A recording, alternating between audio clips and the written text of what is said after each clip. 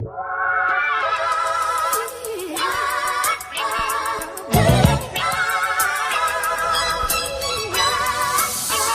tout d'abord, un grand merci à notre client Swiss Chrono Sully-sur-Loire de nous avoir facilité la réalisation de cette vidéo.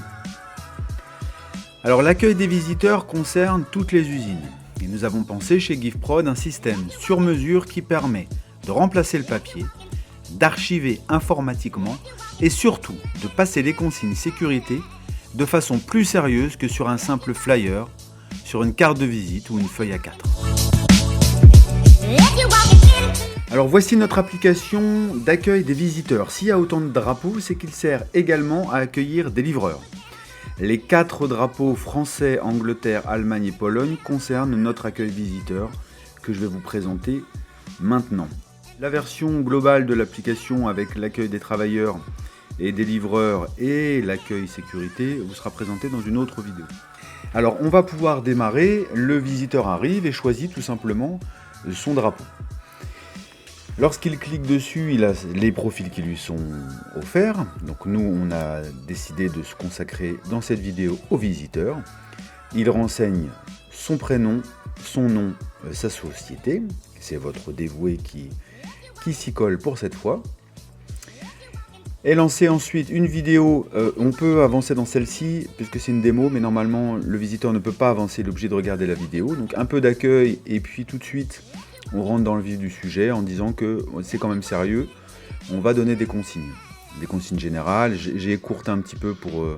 elle fait 2 minutes 10 la vidéo d'accueil de cette usine. Je l'ai écourté un petit peu. Donc évidemment les ports des EPI, les points de rassemblement, les règles de circulation. Là encore une fois je l'ai coupé. Voilà, donc on voit qu'il y a un mélange de vidéos mais également de dessins qui sont animés. Ensuite un quiz qui permet de garantir que la personne a vu la vidéo et effectivement qu'elle l'a comprise. L'idée c'est pas de bloquer. Le test réussi, la personne peut rentrer sur site. Les entrées arrivent directement sur le tableau d'administrateur de la personne qui est dans la loge. Elle peut voir immédiatement qui réussit, qui ne réussit pas le test. On peut aller voir le questionnaire, le déroulé du questionnaire, mais on peut aussi évidemment le discriminer par date, comme on le voit ici. On peut aussi aller chercher un nom de société par exemple, ou le nom d'une personne directement.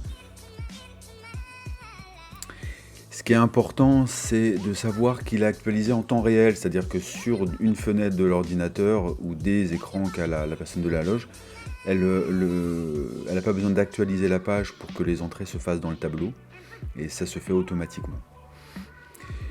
Je pense que ça suffit pour aujourd'hui. Je vous invite à aller voir les autres vidéos qui vont présenter d'autres parcours.